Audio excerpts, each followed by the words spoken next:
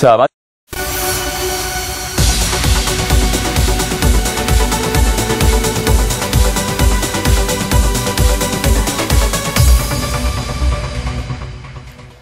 네, 계속해서 대구와 경북 지역 소식 전해드리겠습니다. 대구와 경북 지역은 오늘 구름 많은 날씨를 보였습니다. 낮 최고 기온은 대구가 20.8도, 구미가 21.1도, 안동 20.7도, 포항 14.1도로 어제보다 조금 높았습니다. 주말은 대체로 맑고 포근하겠습니다. 내일 아침 최저 기온은 대구 10도, 낮 최고 기온은 대구 23도까지 오르겠습니다. 일요일도 아침 대구 9도, 낮 기온 대구 18도까지 오르겠습니다. 대구 기상들은 다음 주 월요일은 기온이 떨어져 대구의 아침 기온이 1도에 머무는 등 다소 쌀쌀하겠다고 예보했습니다. 프로축구 대구FC가 내일 부천에서 현대오일뱅크 2015 K리그 챌린지 개막전 경기를 펼칩니다. 그 어느 때보다 많은 변화를 시도한 지난 겨울 전지훈련을 통해 대구FC는 1부 리그 승격 의지를 다졌습니다. 석원 기자입니다.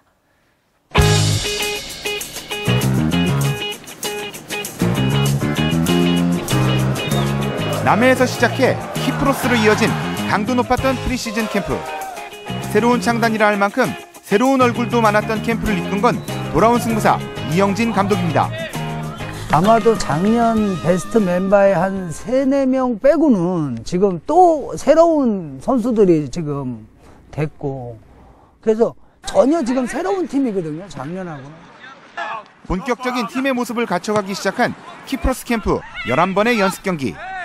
강한 상대와의 맞대결은 팀의 전력을 극대화하는데 특히 효과적이었습니다. 일단 상대 팀들이 이제 딴 데보다 이제 좀 강팀들이 좀 아무래도 저희보다 신체 조건 좋은 팀들이 많잖아요. 그렇다 보니까 이제 그런 면이 좀 저희한테 많이 도움이 될 것 같아요. 연습 경기 같은 거 보면은. 어느 해보다 늘어난 훈련량과 새로운 시도들이 많았던 대구FC의 지난 키프로스 전지훈련.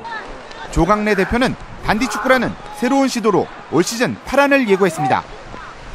단디의 깊은 뜻은 무한 자유, 무한 책임이라는 깊은 뜻이 있습니다. 선수들이 경기장에서 자기 자신하고 싸우면서 이길 수 있는 그런 책임을 갖고 최선을 다해 좋은 결과를 얻으라는 그런 뜻입니다. 대구문화방송은 내일 대구FC의 2015 시즌 개막전에 앞서 오늘 밤 11시 15분 대구FC의 지난 겨울 프리시즌 캠프의 생생한 이야기를 담은 우리들의 축구단 단디축구로 부활하라를 통해 팀의 변화를 소개하고 올 시즌 승격 가능성을 점쳐봅니다. MBC 뉴스 석원입니다. 대구 본부 세관에 따르면 지난달 대구와 경북 지역의 수출은 39억 8천만 달러로 한 해 전 같은 기간에 비해서 15.4% 감소한 것으로 나타났습니다. 대구는 직물류, 경북은 전기 전자제품의 수출이 20% 이상 감소한 영향이 큰 것으로 분석됐습니다. 지난달 수입도 12억 5천만 달러로 한 해 전 같은 기간에 비해서 20.5% 감소했는데 경북의 철광과 무쇠 수입이 20% 이상 감소했기 때문으로 보입니다. 산업통상자원부에 따르면 지난해 대구 지역의 가정용 도시가스 보급률은 87.5%로 7대 대도시 가운데 6번째로 낮았고 광주 99.7%, 서울 95.7%, 대전이 93.4%로 도시가스 보급률이 높았습니다. 대구 지역 구군별 도시가스 보급률은 달서구가 101.7%, 북구 94%, 수성구 93.9%로 비교적 높았고 서구와 중구는 60%대로 낮았습니다. 경상북도가 하수관로로 인한 집안 침하를 예방하기 위해서 다음 달부터 50억 원을 투입해 노후 하수관로 852km의 정밀 조사를 실시합니다. 관로 파손과 성분이 밝혀지지 않은 액체 유입 등을 조사할 예정으로 9월 말까지 조사를 마칠 계획인데 심각한 결함이 있을 경우 응급 조치하고 집안 침하 가능성이 높은 지역은 우선적으로 하수관로 개보수 사업을 벌입니다.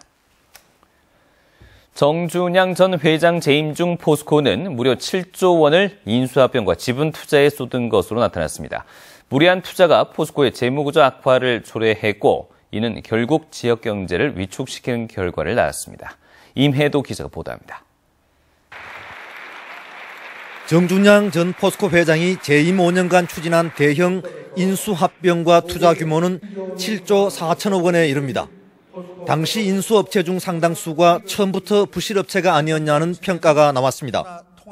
성진지오텍은 2013년 포스코 플랜텍과 합병했지만 지난해 말 2,900억 원을 쏟아부은 골칫덩이로 전락했습니다.